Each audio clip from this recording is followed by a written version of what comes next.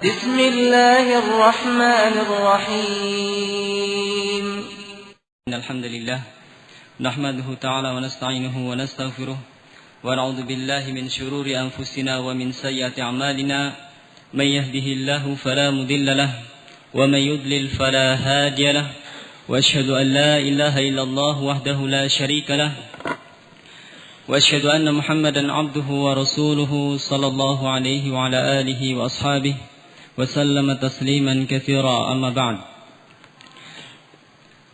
Ikhwan fiddin a'azakumullah, kita lanjutkan kembali pembacaan dari kitab Al-Firqatun Najiyah atau Minhajul Firqatin Najiyah wa Ta'ifatul Mansurah, dan kita masih membacakan wasiat Nabi sallallahu alaihi wa ala alihi wasallam yang dinukilkan oleh Al-Irbad bin Sariyah radhiyallahu ta'ala anhu, yang mana Rasulullah sallallahu alaihi wasallam mewasiatkan kepada para sahabat untuk bertakwa kepada Allah azza wajalla, dan juga beliau berwasiat untuk senantiasa mendengar dan taat kepada para penguasa, meskipun yang memimpin kalian adalah seorang budak Habasyi, ataupun dijelaskan di dalam beberapa riwayat bahwasanya meskipun yang memerintah ataupun yang menguasai kaum muslimin pada saat itu adalah seorang budak yang dalam keadaan sejelek dari segi fisiknya. Namun Rasulullah SAW memerintahkan untuk tetap mendengar dan taat kepada mereka, para penguasa, para ulatul umur, fajiran kana abirran, baik itu penguasa yang baik ataupun yang jahat. Maka selama masih menampakkan keislamannya, maka wajib bagi kaum muslimin siapapun dia untuk mendengar dan taat kepada mereka, para penguasa. Dan tentunya dalam hal ini Rasulullah SAW menjelaskan tentang ketaatan kita kepada mereka, para penguasa, yakni dalam perkara yang ma'ruf. Innama ta'atu fil ma'ruf. Hanya saja ketaatan kepada makhluk itu hanya dalam perkara yang ma'ruf, dalam perkara baikan. Adapun dalam perkara kejelekan, bermaksiat kepada Allah Subhanahu wa taala, maka tidak ada kewajiban untuk mendengar dan taat kepada mereka. Wallahu a'lam bishawab. Kemudian Rasulullah SAW beliau mengatakan, melanjutkan wasiatnya, yang mana Rasulullah sebelumnya mewasiatkan tentang takwa, yang ini merupakan sesuatu yang memberikan maslahah, manfaat kepada seorang hamba di akhirah, dan juga mewasiatkan kepada mereka untuk mendengar dan taat kepada para penguasa, yang ini apabila dijalankan akan memberikan maslahah, kemanfaatan di dunia bagi kaum muslimin. Kemudian Rasulullah SAW beliau mengatakan, fa innahu man ya'ish minkum fasayara ikhtilafan katsira, bahwa sesungguhnya barang siapa yang hidup di antara kalian, maka niscaya dia akan melihat adanya perselisihan yang banyak yang terjadi di tengah umat. Dan ini terjadi di tengah kaum muslimin, dan ini merupakan bukti dalailun nubuwati Nabi sallallahu alaihi wasallam, termasuk tanda-tanda bukti kenabian Nabi sallallahu alaihi wasallam. Berapa banyak perkara-perkara, berita-berita yang dikhabarkan oleh Nabi sallallahu alaihi wasallam kemudian terjadi, apa yang beliau sabdakan, apa yang telah beliau khabarkan kepada para sahabatnya.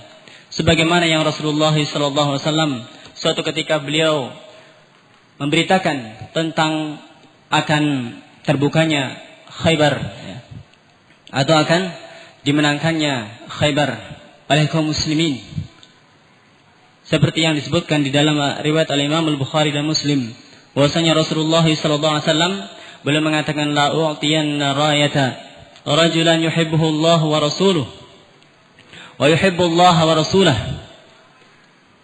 hatta yuftaha lahu. Bahwasanya Nabi sallallahu alaihi wasallam beliau mengatakan, sungguh saya akan memberikan bendera ini kepada seorang yang Allah dan Rasulnya cinta kepadanya, dan dia cinta kepada Allah dan Rasulnya sampai Allah memberikan kemenangan kepada kaum muslimin, yakni pada perang Khaybar.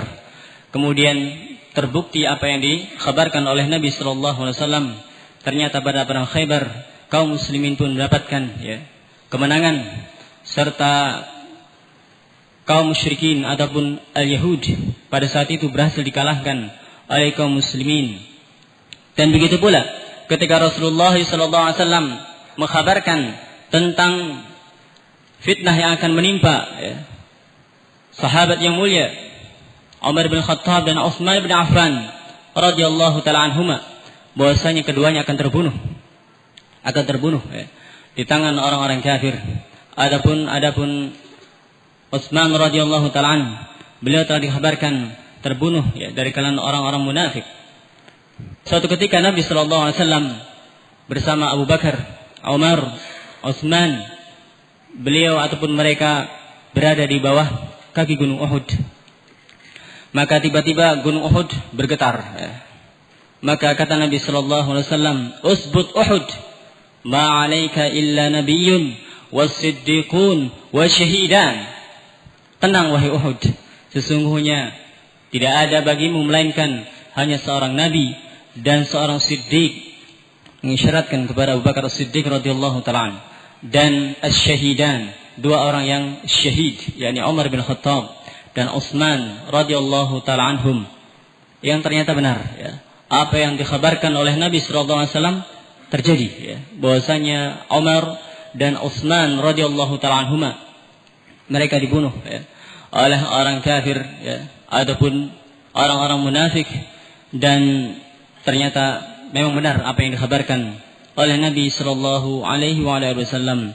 Dan begitu pula ketika Nabi sallallahu alaihi wasallam mengkhabarkan tentang fitnah yang akan menimpa Utsman bin Affan, bahwasanya nanti akan muncul orang-orang yang akan merebut kekuasaan Utsman bin Affan radhiyallahu taala anhu. Kata Nabi sallallahu alaihi wasallam bahwasanya ya Utsman, innallaha asa ayyul bisaka khamisan fa idza arada al munafiqun ala khal'ihi fala ta'lahu. Wahai Utsman, sesungguhnya mudah-mudahan Allah akan memberikan baju untukmu, yakni kekuasaan, kekhilafahan, dan ini terjadi.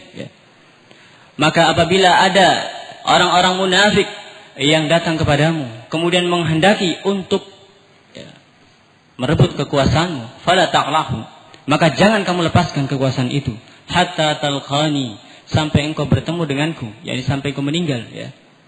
Dan ternyata terjadi fitnah yang menimpa sahabat Utsman bin Affan radhiyallahu taala anhu. Dan begitu pula Nabi sallallahu alaihi wasallam suatu ketika mendoakan kepada sahabat yang mulia Abu Zaid Al-Ansari, Amr bin Akhtab radhiyallahu taala anhu. Kata Nabi sallallahu alaihi wasallam, "Allahumma jammilhu wa adim jamalahu." Ya Allah, baguskanlah Abu Zaid, yakni Amr bin Akhtab radhiyallahu taala, dan peliharalah ketampanan serta kebagusan yang dimiliki oleh dia. Dan ternyata terbukti apa yang dikabarkan oleh Nabi sallallahu alaihi wasallam kepada Abu Zaid Al-Ansari radhiyallahu taala. Sampai-sampai diriwayatkan oleh Imam Ahmad rahimahullah bahwa beliau Abu Zaid Al-Ansari radhiyallahu taala itu memiliki ataupun diberikan karunia umur yang panjang, sampai diriwayatkan dan umur tersebut sampai beliau mencapai usia 120 tahun, dalam keadaan beliau tidak memiliki uban, melainkan sedikit saja, artinya tidak memiliki rambut yang putih di rambutnya. Akhirnya Allah pelihara ketampanan serta kebagusan yang dimiliki oleh Abu Zaid Al-Ansari radhiyallahu taala. Dan beberapa perkara yang lainnya yang dikhabarkan oleh Nabi sallallahu alaihi wasallam yang menjelaskan tentang tanda-tanda kenabian Rasulullah sallallahu alaihi wasallam. Begitu pula seperti yang diriwayatkan oleh Imam Al-Bukhari dari hadis Abu Hurairah radhiyallahu taala anhu. Kata Nabi sallallahu alaihi wasallam, "Idza dakhala dhubabu fi ina'i ahadikum falyaghmisu liyanzi'ha fa inna fi ahadi janiha da'an wa fil akhar shifaan." Kata Nabi sallallahu alaihi wasallam, apabila ada seekor lalat masuk ke dalam bejana kalian, maka masukkanlah lalat itu, kemudian ya, angkat lalat itu, karena sesungguhnya pada salah satu dari sayap lalat tersebut ada racun, ya, ada penyakit, dan pada sayap yang lainnya itu ada obat. Ya. Maka ini menunjukkan, ya, ataupun memberikan, ya, faedah kepada kita bahwa memang benar, ya, apa yang dibawa oleh Nabi SAW dari risalah kenubuan, ya, risalah kenabian yang dibawa oleh Nabi SAW dan terbukti, ya. Seperti yang dinukilkan oleh Syekh Al-Albani rahimahullah ta'ala, menukilkan beberapa eksperimen ataupun percobaan yang dilakukan oleh beberapa dokter ketika meneliti, ya, lalat, ya, apakah betul, ya, ada penyakitnya atau, ya, ada obatnya. Ternyata memang benar, ya. Wallahu a'lam bishawab. Ini bisa antum lihat di dalam silsilah hadis sahihah Syekh Al-Albani rahimahullah ta'ala. Walhasil bahwa apa yang beliau sampaikan di sini, ya, menjelaskan tentang apa yang akan terjadi, ya, di tengah umat, ya, yakni berupa ikhtilaf, perselisihan yang banyak di tengah kaum muslimin. Maka ketika Nabi SAW mengkhabarkan tentang adanya, ya, perpecahan ataupun perselisihan yang banyak yang terjadi di tengah kaum muslimin, maka Rasulullah SAW beliau mengatakan, fa'alaikum bisunnati wa sunnatil khulafa'ir rasyidin al-mahdiyyin, maka wajib bagi kalian untuk berpegang teguh dengan sunnahku dan sunnahnya khulafa'ir rasyidin, ya, sunnahnya para khulafa, para khalifah ar-rasyidin. Al-Hafidz Ibn Rajab Al-Hanbali rahimahullah ta'ala menjelaskan bahwa disifatkannya para khulafa dengan ar-rasyidin, hal ini disebabkan mereka adalah orang-orang yang mengetahui ilmu dan mengamalkan ilmunya. Araful haq, mengerti, mengetahui tentang kebenaran, wa qadaw bih, dan mereka adalah orang-orang yang menjalankan, ya, menunaikan kebenaran yang mereka ketahui. Artinya mereka adalah orang yang berilmu dan orang yang mengamalkan ilmunya. Al-Mahdiyyin, dan mereka para khulafa adalah mereka yang terbimbing dan orang-orang yang telah Allah berikan hidayah kepada mereka. Maka itulah mereka, ya. Ikutilah mereka sunnahnya para khulafa ar-rasyidin al-mahdiyyin. Tamassaku biha, dan berpegang teguhlah kalian, ya, dengan sunnah Nabi SAW dan sunnahnya para khulafa ar-rasyidin al-mahdiyyin. Wa'addu 'alaiha bin nawajid, dan gigitlah, ya, sunnah tersebut dengan an-nawajid, ya. Nawajid ini adalah gigi geraham yang paling belakang, ya. Gigi geraham yang paling belakang, ya. Jadi susunan gigi itu kalau diurut dari depan, ya, sunaya, kemudian rubaiyah, ya, kemudian apa? Anyab, ya, gigi taring, kemudian setelah itu adros, gigi geraham. Gigi geraham ini terbagi menjadi 3. Ada dhawahik, ya, ada tawahik, dan ada nawajid. Dan nawajid yang paling belakang, ya, gigi geraham yang paling belakang. Maka Nabi SAW ketika memerintahkan kepada kaum muslimin untuk menggigit, ya, sunnah Nabi SAW tersebut, maka gigitlah dengan gigi geraham yang paling belakang. Maka dijelaskan oleh Ibn Rajab Al-Hanbali rahimahullahu ta'ala bahwa ini adalah kinayah an syiddatil tamassuk.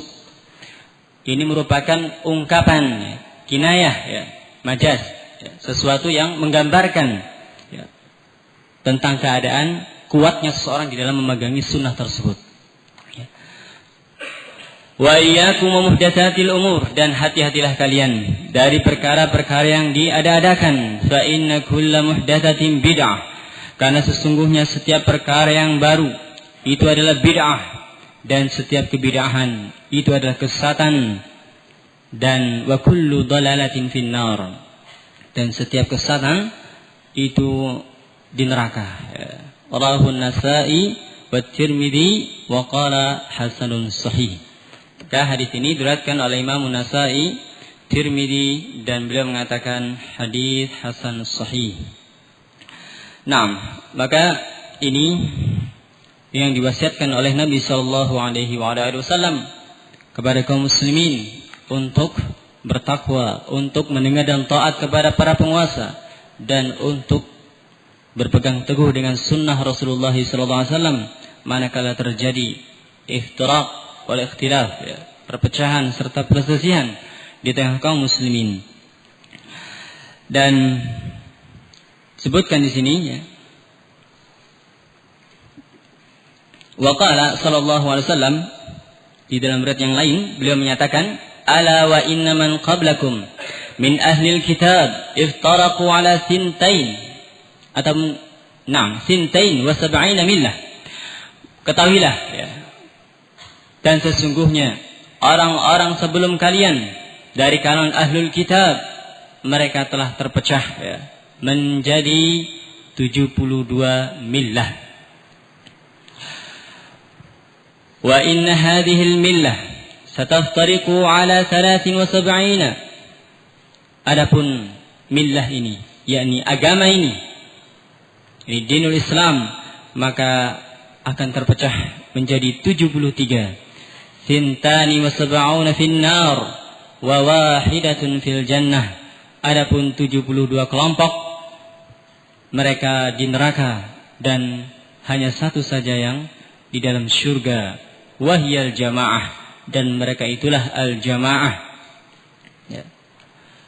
Rawahu Ahmad wa ghairuhu wa hasanahu al-Hafidh.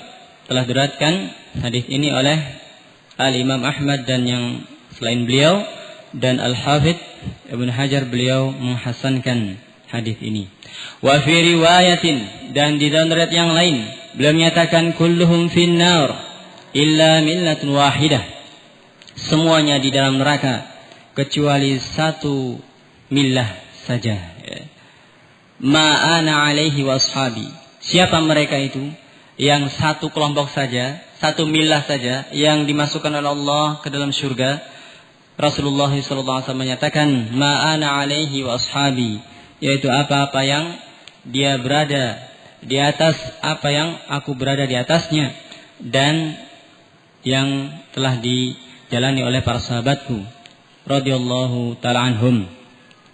Rawahu Tirmidzi wa hasanul Albani fi Sahihil Jami'. Dan hadis ini diriwayatkan oleh Imam Tirmidzi dan Syekh Al-Albani rahimahullah, beliau menghasankan di dalam Sahihul Jami' nomor 5219. Maka riwayat-riwayat ini menjelaskan ataupun mendukung riwayat yang kita sebutkan tadi tentang adanya ikhtilaf, perpecahan yang terjadi di tengah umat, bahwa sudah menjadi ketetapan Allah Subhanahu wa taala, sudah menjadi haqqul qaul, sudah menjadi keputusan Allah Subhanahu wa taala untuk menjadikan umat ini terpecah-pecah. Namun bukan berarti ketika Allah menetapkan, menakdirkan umat ini terpecah-pecah kemudian dibiarkan begitu saja.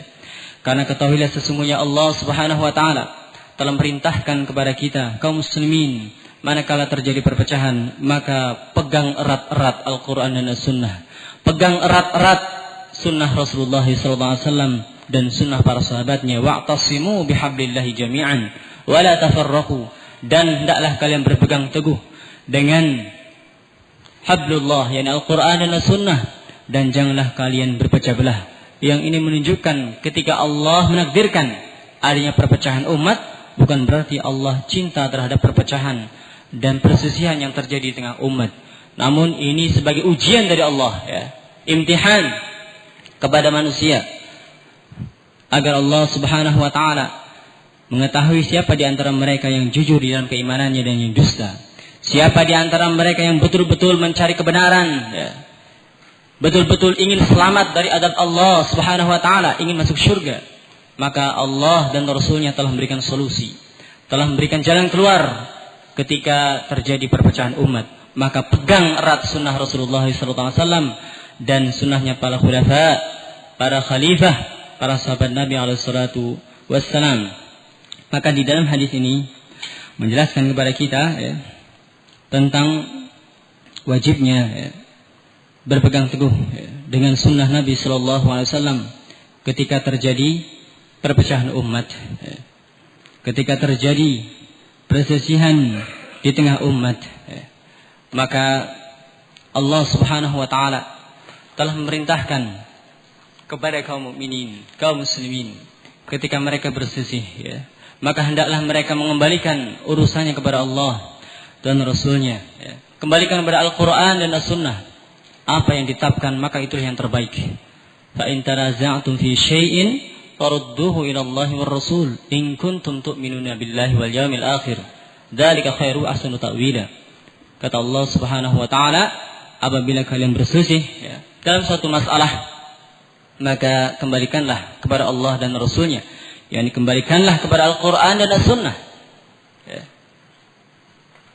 Apabila kalian benar-benar, ya, beriman kepada Allah dan hari akhir, ya, dan itu adalah perbuatan amal yang baik, ya, yakni mengembalikan segala urusan kepada Al-Quran dan As-Sunnah, ini adalah perkara yang baik dan akibatnya pun akan baik pula, ya.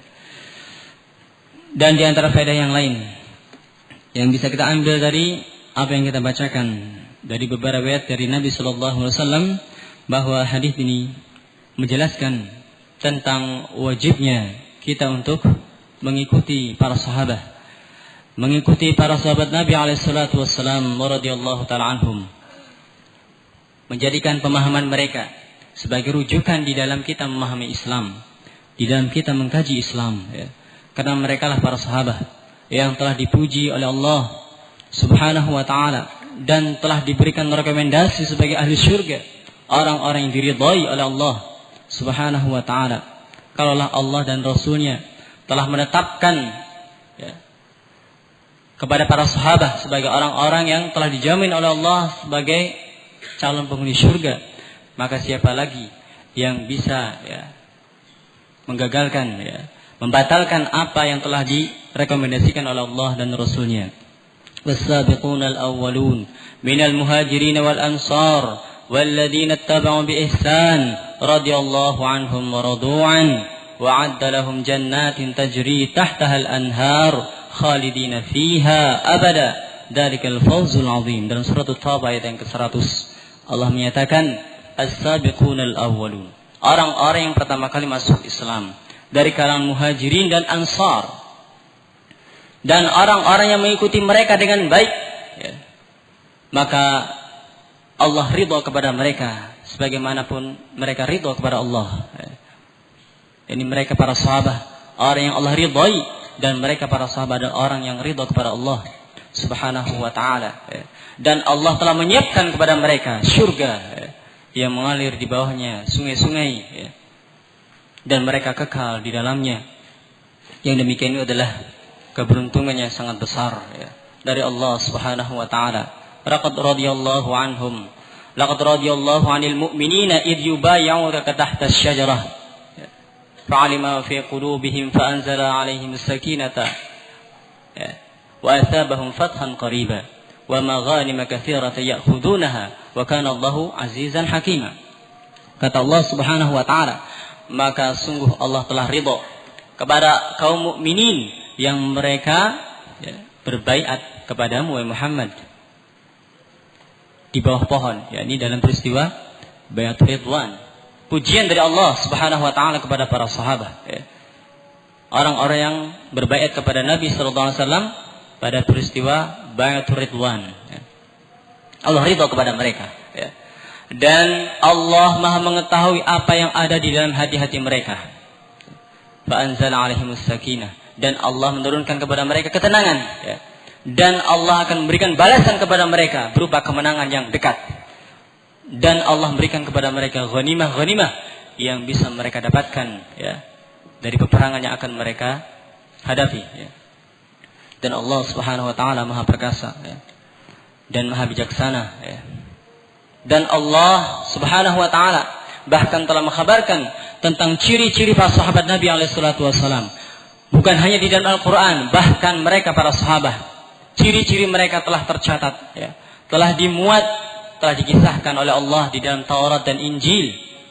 Di dalam Taurat dan Injil Allah menyatakan Muhammadun Rasulullah walladzina ma'ahu asyidda'u 'alal kuffari ruhama'u bainahum tarahum ruk'an sujada yabtaghuna fadlan minallahi wa ridwana wa yansuruna Allah wa rasulah, ya, wa yansurunahu tarahum ruk'an sujada yabtaghuna fadlan minallahi wa ridwana simahum fi wujuhihim min athari sujud dzalika mathalun fit Taurati wa mathalun fil Injil kazar'in akhraja syat'ahu fa'azarahu fastaghladha fastawa 'ala suqihi yu'jibu az-zurra'a liyaghidha bihimul kuffar wa'adallahu alladhina amanu wa 'amilus salihati minhum maghfiratan wa ajran 'azima. Dalam suratul Fatah ayat yang ke-29 antum bisa lihat bagaimana Allah mengisahkan tentang Muhammad sallallahu alaihi wasallam dan orang-orang yang bersamanya, ini para sahabat Nabi alaihi wasallam. Mereka adalah orang-orang yang keras terhadap orang-orang kafir dan sangat lemah lembut kepada kaum mukminin, ya. Kalian melihat ya pada wajah-wajah mereka ada tanda-tanda sujud dan ruku', ya. Dan itulah tanda-tanda yang Allah kabarkan di dalam Taurat dan di dalam Injil, ya. Dan keadaan mereka diibaratkan oleh Allah seperti ya, tunas-tunas yang tumbuh ya, menjadi besar, kuat dan kokoh, ya, berdiri di atas akarnya. Ini yang Allah kisahkan. Hal ini ya, Allah sebutkan agar supaya ya, orang-orang kafir menjadi jengkel, marah ya, terhadap apa yang Allah kabarkan tentang keadaan para sahabat Nabi SAW. Dan Allah telah menyiapkan kepada mereka ya, orang-orang beriman dan orang-orang yang beramal saleh di antara para sahabat Nabi SAW berupa ampunan dan pahala yang sangat besar di sisi Allah Subhanahu wa taala. Dan begitu pula dalam suratul Hasyr ya, ayat yang ke-8 dan 9 ya, ketika Allah mengisahkan tentang al-fuqara minal muhajirin, orang-orang fakir, orang-orang miskin dari kalangan muhajir dan ansar, ya. Dikisahkan dalam ayat tersebut. Ya, lil fuqara'il muhajirin alladziina ukhriju min diyarihim wa amwalihim yabtaghuna fadlan minallahi wa ridwana wa yansuruna Allah wa rasulahu ulaika humus shadiqun walladziina tabawwa'ud dara wal iimana min qablihim yuhibbuna man hajara ilaihim wa la yajiduna fi sudurihim hajatan mimma utu wa yusiruna ala anfusihim walau kana bihim khasasah wa may yuqa shuhha nafsihi fa ulaika humul muflihun. Kata Allah Subhanahu wa taala, dan bagi mereka al-fuqara, orang-orang miskin dari kalangan muhajirin, yang mereka adalah orang-orang yang diusir dari kampung mereka dan harta-harta mereka pun dan mereka adalah orang-orang yang mencari keridhaan Allah Subhanahu wa taala dan menolong Allah dan Rasulnya, menolong agama Allah Subhanahu wa taala. Ulaika humus shadiqun. Mereka adalah orang-orang yang jujur, kata Allah Subhanahu wa taala. Telah diberikan rekomendasi bahwasanya para sahabat dari kalangan muhajirin adalah orang-orang yang jujur di dalam keimanannya. Dan ketika Allah mengisahkan tentang keadaan orang-orang yang tinggal di Madinah, yakni para sahabat Al-Ansar dari kalangan Ansar, mereka adalah orang-orang yang cinta kepada orang yang hijrah kepada negeri mereka, yakni orang-orang muhajirin. Mereka cinta.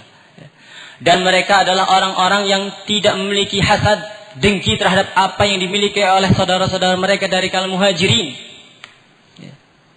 Dan mereka adalah orang yang senantiasa mendahulukan saudara-saudara mereka dari kalangan muhajirin. Meskipun mereka adalah orang yang membutuhkan apa yang mereka berikan kepada sahabat dari kalangan muhajirin. Sampai-sampai ketika ada sahabat yang mereka memiliki istri lebih dari satu, maka niat mereka ingin memberikan istrinya kepada sahabat yang datang dari muhajirin, dari Mekah. Dan mereka telah disifatkan oleh Allah Subhanahu wa taala, barang siapa yang Allah bersihkan, Allah jaga pada dirinya itu sifat bakhil, maka mereka lah orang-orang al-muflihun, orang-orang yang mendapatkan kemenangan. Para ulama menyebutkan bahwasanya ayat ini menjelaskan ataupun menunjukkan kepada kita bahwasanya dari kalangan para sahabat Nabi itu di antara mereka ada yang lebih diutamakan, Dan di sini disebutkannya pertama kali tentang keadaan al-muhajirin sebelum keadaan para sahabat dari kalangan Ansar, menunjukkan bahwasanya para sahabat dari kalangan muhajirin ini lebih utama, lebih afdal daripada para sahabat dari kalangan Ansar. Nah, namun mereka semuanya adalah sahabat Nabi alaihissalam, yang mereka adalah orang-orang yang semuanya telah diridhai oleh Allah Subhanahu wa taala. Kemudian di dalam hadis ini pula menjelaskan kepada kita tentang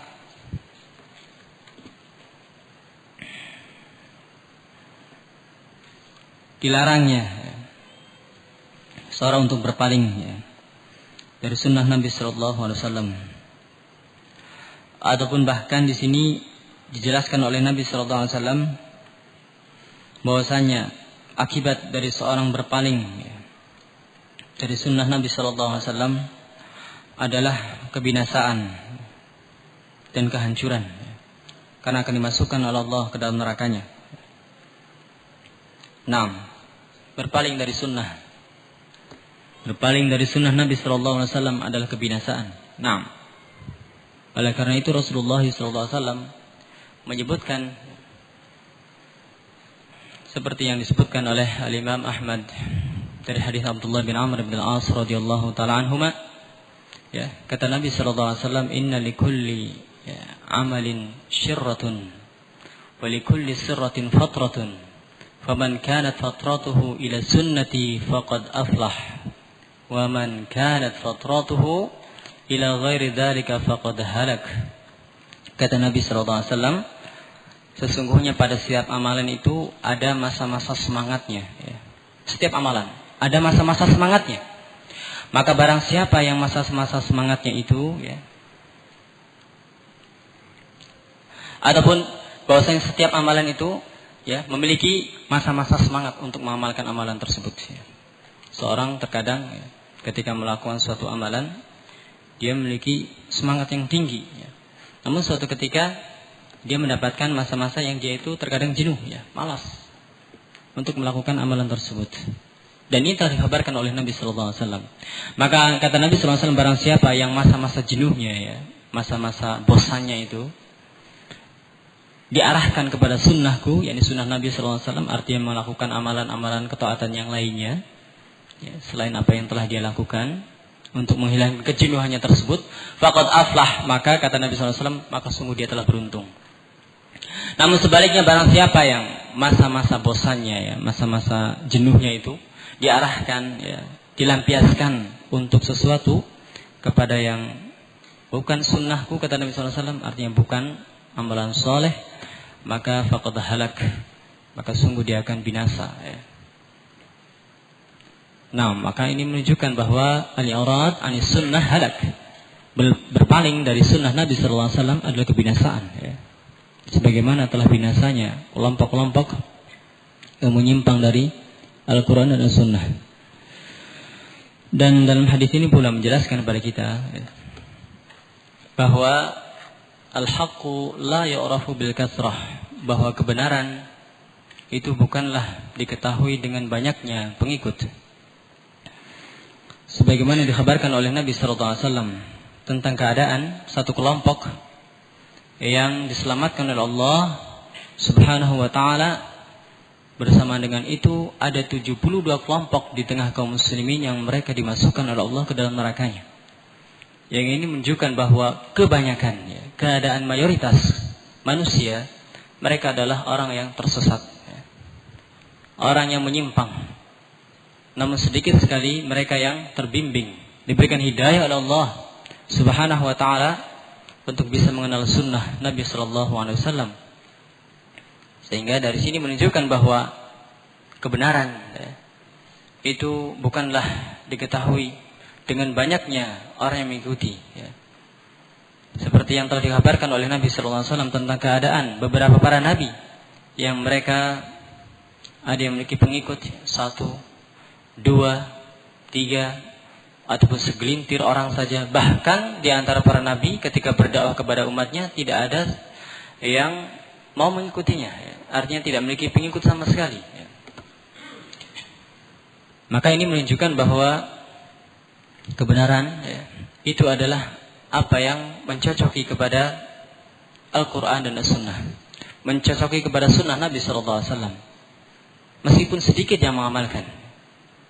Dan sebaliknya, suatu cukup dikatakan batil, keliru, menyimpang apabila tidak sesuai dengan Al-Quran dan As-Sunnah, tidak sesuai dengan Sunnah Nabi SAW. Meskipun banyak sekali yang mengamalkan, banyak sekali yang melakukannya. Oleh karena itu, Abdullah bin Mas'ud radhiyallahu taala anhu, seperti yang disebutkan oleh Al-Imam Al-Lalakai rahimahullah di dalam Syarah Usul Al-I'tiqad Ahli Sunnah wal Jamaah, ketika menyebutkan tentang definisi al-jamaah, kelompok yang diselamatkan oleh Allah Subhanahu wa taala, beliau mengatakan man wafaqal haqqa wa in kunta wahdak. Siapa itu al-jamaah? Kata Abdullah bin Mas'ud radhiyallahu taala an, mereka adalah orang yang mencocoki kebenaran, meskipun dia sendirian. Di dalam riwayat yang lain disebutkan man wafaqa ta'atallah wa in kunta wahdak, yaitu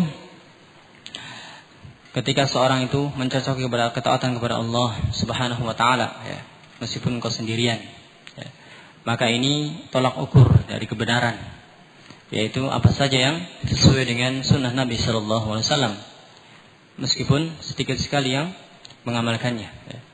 Maka hadis ini sekaligus membantah tentang keadaan orang-orang yang mereka lebih mengutamakan besarnya pengikut ataupun banyaknya pengikut, seperti dari kalangan hizbiyun dan halukiyun. Mereka yang lebih mengandalkan kepada kuantitas jumlah pengikut daripada kualitas. Nah, dan mereka berusaha untuk menjadikan seluruh manusia, seluruh kaum muslimin ridha, senang, sependapat dengan apa yang mereka serukan. Nah, sementara para ulama menyebutkan bahwa ridhan nas ghayatun la yudrak. Keridhaan manusia itu suatu tujuan yang tidak akan tercapai. Tidak akan tercapai. Tidak akan tercapai. Ketika mereka berusaha untuk menyatukan kaum muslimin di bawah satu partai ataupun satu bendera dalam satu organisasi, maka jangan harap kaum muslimin akan mampu ataupun akan mau untuk bersatu di bawah bendera mereka, karena ridwan nas ghayatun la yudrak. Keridhaan manusia itu sesuatu tujuan yang tidak akan tercapai selama-lamanya. Ketika jamaah tabligh misalkan ridha dengan apa yang mereka serukan, Ikhwanul Muslimin ridha dengan apa yang mereka serukan, Syiah ridha terhadap apa yang mereka serukan, Hizbut Tahrir mereka ridha terhadap apa yang mereka serukan, dan kelompok-kelompok yang lainnya mereka ridha. Kalau mereka ridha semuanya, ahli sunnah tidak ridha dengan apa yang mereka serukan. Ridhan nas ghayatun la yudrak, kata para ulama. Wallahu a'lam bishawab. Maka ikhwan fi din azamullah, ini beberapa hal yang berkaitan tentang wasiat Nabi sallallahu alaihi wasallam kepada kita semuanya untuk i'tisam, berpegang teguh dengan sunnah Nabi sallallahu alaihi wasallam ketika terjadi perpecahan umat, perselisihan yang terjadi di tengah umat. Wallahu a'lam bishawab. Wal 'afwu minkum. Wa sallallahu ala Muhammadin wa ala alihi wa sahbihi wasallam. Walhamdulillahirabbil alamin. Wa jazakumullahu khairan wa barakallahu fikum.